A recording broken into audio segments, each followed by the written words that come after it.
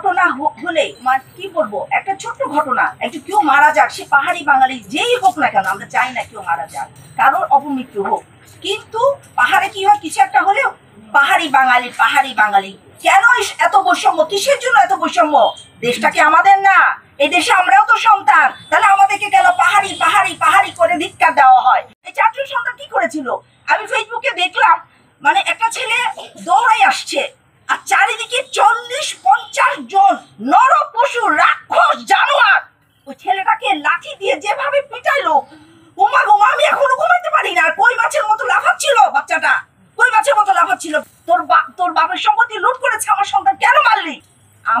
আমার পাহাড়ি সন্তানেরা কিছু বাঙালি যারা বাজারে ছিল তাদেরকে দোকানে ঢুকিয়ে সেভ করে রেখেছে, তাদেরকে মারে নাই, তাদেরকে বের করে দিয়েছে। এই হলো পাহাড়ি এবং সেটেলারের মধ্যে পার্থক্য। যারা সত্যিকারের এই পাহাড়ে বাস করা বাঙালি তারা কিন্তু এমনটা করে না। যারা সেটেলার, যারা খুনি, যারা ধর্ষক, যারা সন্ত্রাসী, যাদেরকে পাহাড়ের মধ্যে ঢুকানো হয়েছে, তারাই কিন্তু এই কাণ্ডটা করে। পারি আর না পারি মুখ পেতে দিব, কিন্তু আমার ভূমিকে রক্ষা করতে হবে, আমার সমাজকে রক্ষা করতে হবে, আমার ঐতিহ্যকে রক্ষা করতে হবে, আমার মাকে রক্ষা করতে হবে, আমার সন্তানকে রক্ষা করতে হবে। আমরা আর কোনো মায়ের বুক খালি করতে চাই না।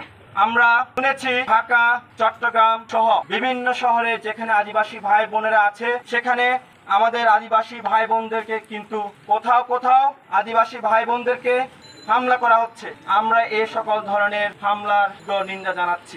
একই সাথে বাংলাদেশের এই অন্তর্বর্তী সরকারকে আমরা আমাদের বান্দরবানবাসীর পক্ষ থেকে আমরা আহ্বান জানাবো, আপনারা এর বিরুদ্ধে দ্রুত পদক্ষেপ গ্রহণ করুন। কারণ পাহাড়ে যখন সাম্প্রদায়িক হামলা হয়, পাহাড়ে যখন আমার ভাইয়ের রক্ত ঝরে, এটি কোনো বিচ্ছিন্ন ঘটনা নয়।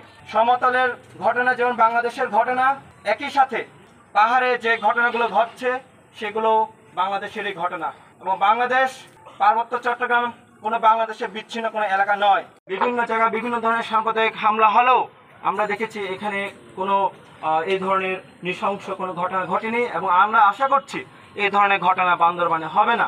ভয়টা কিছু কেটে যায় এবং অনেকেই শান্তিতে রাত্রে ঘুমাতে পারেন। এইভাবে আমরা যার অবস্থান থেকে আমরা যদি শান্তি ফিরিয়ে আনার জন্য, শান্তি প্রতিষ্ঠার জন্য যদি আমরা কাজ করে যাই, তাহলে নিশ্চয়ই আমরা বান্দরবানবাসী শান্তিতে বসবাস করতে পারবো। আমরা তাদের কোনোদিন ভুলবো না।